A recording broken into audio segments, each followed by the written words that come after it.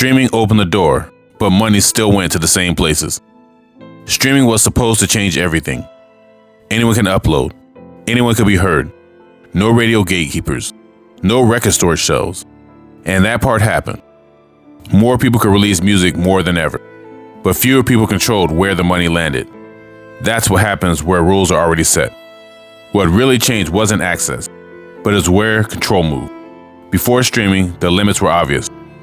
Pressing plants, shipping, retail, radio. You could see the walls. Streaming took those walls down and replaced them with something harder to see.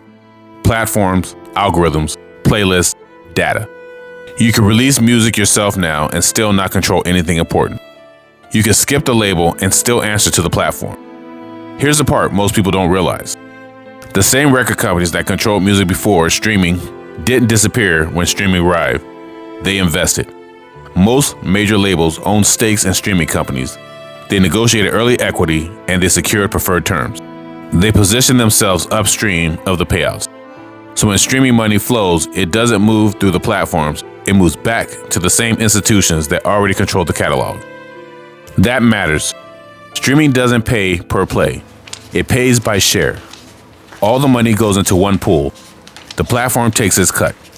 The rest is divided by total listening. And the biggest catalogs absorb the biggest share.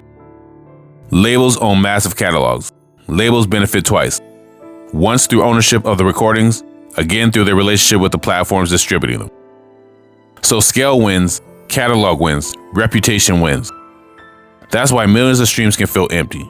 Not because the music failed, not because the audience wasn't real, but because ownership and payouts are disconnected. Streaming rewards volume, not connection. A small group of people who care deeply about your work is worthless here. Then a massive group of people half listening in the background. It's not creative judgment. That's how the system is built. This is why artists release more often now, why songs start faster, why albums feel shorter, why everyone watches dashboards. Not because artists wanted that, because that's what survives. Independent distribution sounds like freedom, but independence inside a platform is conditional. You're allowed in, but you don't own the room.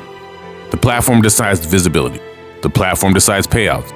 The platform owns the data, and the labels are still positioned to benefit from it all. Nothing really changed, it just looks cleaner now. And who did it hurt the most? Artists with small, committed audience. Artists whose work isn't designed for endless replay. Artists whose music creates culture, but not mass repetition. Artists whose catalog generate value they don't control.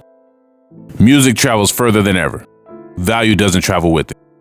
Streaming separated attention from ownership. You can be heard everywhere, but still build nothing that lasts.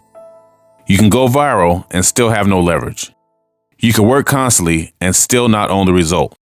That's the real shift streaming created. Leverage didn't disappear, it moved. And until artists understand where it moved, the outcome stays the same.